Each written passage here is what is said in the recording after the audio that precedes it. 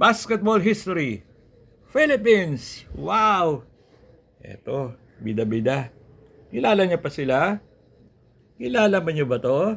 Ha? So, basahin nyo at makikilala nyo sila. Okay? Chapter 1, The Americans. Philippines Islands under American Civil Governor Generals. Yung under tayo, bago mag-Commonwealth. O yan, nakita niyo mga igorot, naglalaro ng basketball. Eto, mga reporter nagko-cover ng Malacanang.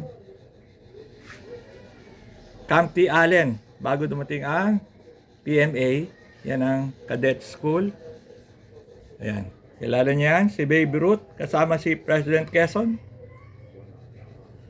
Unang stamp sa buong mundo tungkol sa basketball. Chapter 3, may basketball ba ng Japanese occupation?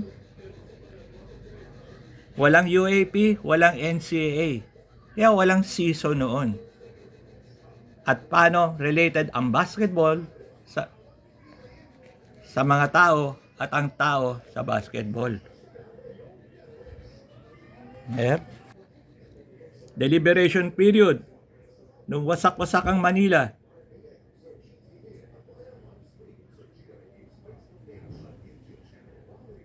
Kung saan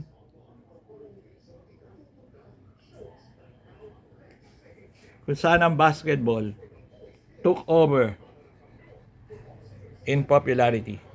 At marami pang iba up to the 21st century. All in Basketball Philippines. Basketball History Philippines. More than 600 pages. Stay tuned. Abangan nyo.